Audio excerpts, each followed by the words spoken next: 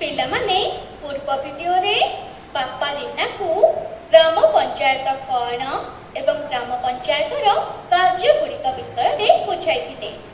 ତାପରେ ରୀନା ବାପାଙ୍କୁ ପଚାରିଲା, ବାପା, ଗ୍ରାମ ପଞ୍ଚାୟତର କାର୍ଯ୍ୟ ପାଇଁ ଗ୍ରାମାଞ୍ଚଳକୁ ପଇସା କେଉଁଠାରୁ ଆସିଥାଏ? ବାପା କ'ଣ କ'ଣ ରୀନାକୁ କହିଲେ, ଚାଲ ଶୁଣିବା। ଗ୍ରାମ ପଞ୍ଚାୟତକୁ ଦୁଇଟି ସ୍ଥାନରୁ ପଇସା ଆସିଥାଏ।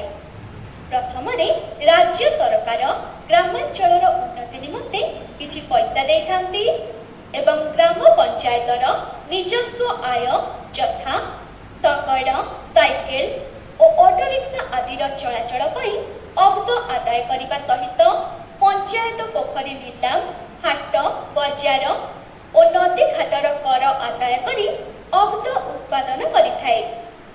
ଗ୍ରାମ ସ୍ତରରେ ଗ୍ରାମ ପଞ୍ଚାୟତ ପରି ବ୍ଲକ ସ୍ତରରେ ପଞ୍ଚାୟତ ସମିତି କାର୍ଯ୍ୟ କରୁଛି। ଗୋଟିଏ ବ୍ଲକର ସବୁ ଗ୍ରାମ ପଞ୍ଚାୟତକୁ ନେଇ ପଞ୍ଚାୟତ ସମିତି ଗଢ଼ା ହୋଇଥାଏ।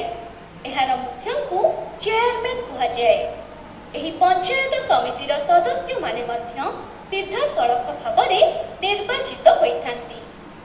ସେମାନଙ୍କ ମଧ୍ୟରୁ ଜଣଙ୍କୁ ଚେୟାରମ୍ୟାନ୍ ବା ସଭାପତି ଓ ଜଣଙ୍କୁ ଭାଇସ୍ ଚେୟାରମ୍ୟାନ୍ ବା ଉପସଭାପତି ରୂପେ ବାଛିଥାନ୍ତି।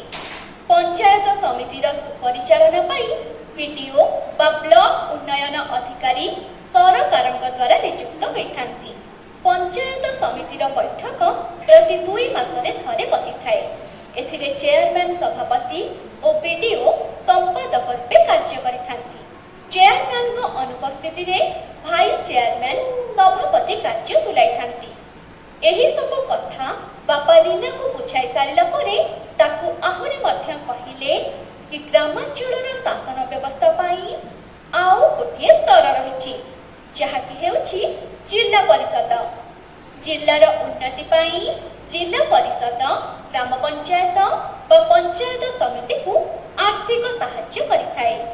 ଏହା ଶୁଣି ରୀନା ବାପାଙ୍କୁ ପଚାରିଲା, ବାପା, ଜିଲ୍ଲା ପରିଷଦ ଏ ଅର୍ଥ କେଉଁଠାରୁ ପାଇଥାଏ? ବାପା କହିଲେ, ଏହି ସବୁ କାମ ପାଇଁ ସରକାର ଆର୍ଥିକ ଅନୁଦାନ ଦେବା ସହ ଜିଲ୍ଲା ପରିଷଦ ବିଭିନ୍ନ କର ମଧ୍ୟ ଆଦାୟ କରିଥାଏ। ପ୍ରତି ଜିଲ୍ଲାରେ ଗୋଟିଏ ଜିଲ୍ଲା ପରିଷଦ ଥାଏ।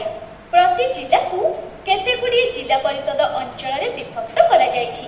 ପ୍ରତି ଅଞ୍ଚଳରୁ ଜଣେ ଜଣେ ସଭ୍ୟ ନିର୍ବାଚିତ ହୁଅନ୍ତି ଏବଂ ସେମାନଙ୍କ ମଧ୍ୟରୁ ଜିଲ୍ଲା ପରିଷଦର ଅଧ୍ୟକ୍ଷ ଓ ଉପାଧ୍ୟକ୍ଷଙ୍କୁ ନିର୍ବାଚିତ କରାଯାଏ।